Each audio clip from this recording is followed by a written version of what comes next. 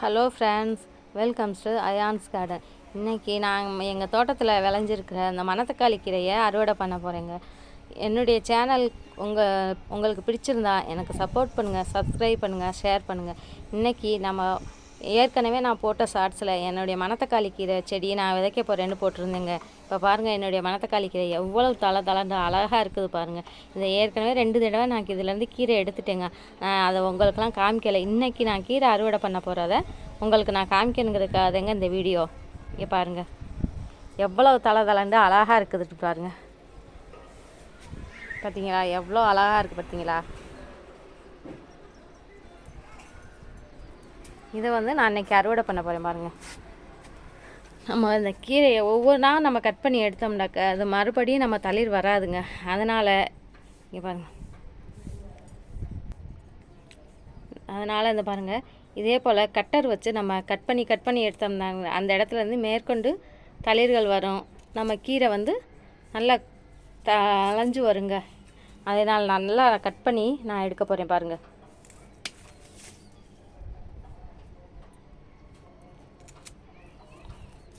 அந்த மலைக்கு நிறைய தாக்குதல் வந்துச்சுங்க. நானாக அதுக்கெல்லாம் பூச்சிக்கொல்லி மருந்துகள்லாம் கொடுத்து நான் இதை பாதுகாத்து வச்சுருக்கேன். பார்த்தீங்களா,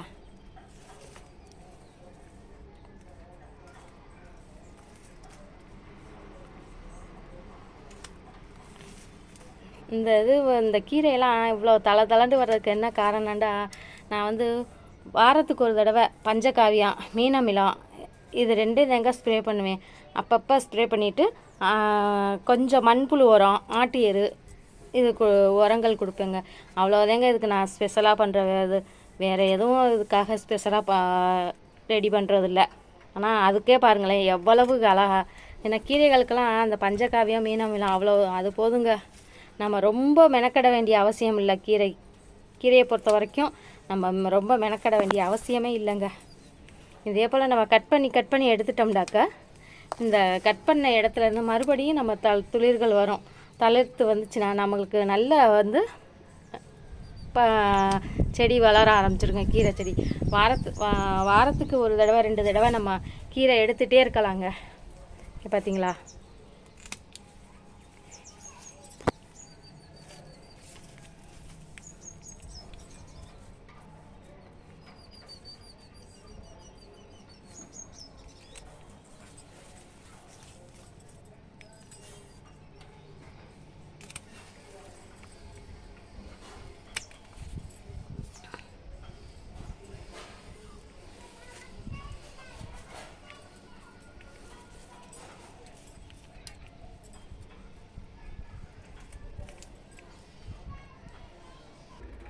பார்த்தீங்களா, நான் அன்றைக்கி எவ்வளோ கீரை மணத்தக்காளி கீரை எடுத்திருக்கேன்னு. இன்றைக்கி எங்கள் வீட்டில் மணத்தக்காளி கீரை கூட்டுங்க. பாருங்கள், நம்ம அறுவடை பண்ணிக்கிட்டு இருக்கையிலேயே இது அப்படியே வதங்க ஆரம்பிச்சிருச்சு. பார்த்தீங்களா, அந்த பாருங்கள், அதுக்குள்ளாட்டி வதங்க ஆரம்பிச்சிருச்சு.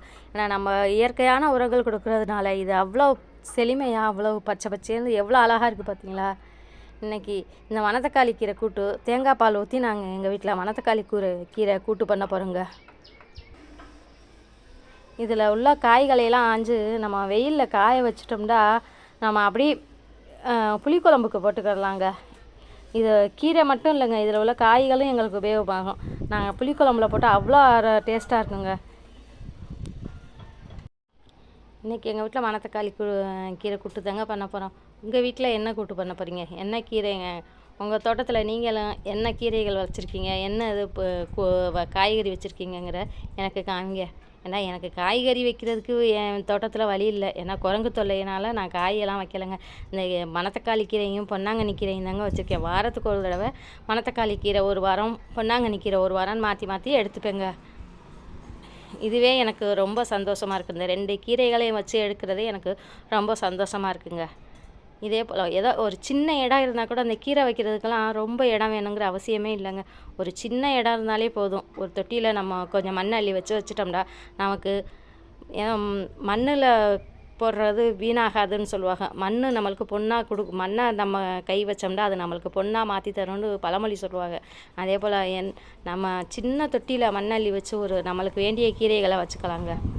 இதே போல் நீங்களும் ஏதோ உங்கள்கிட்ட இருக்கிற இடத்த வச்சு ஏதோ உங்களால் முடிஞ்ச ஒரு பயிரை எதையோ ஒன்று பயிரிடுங்க.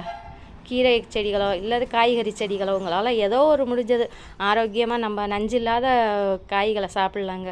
ஆரோக்கியமாக இருக்கலாம். Happy gardening.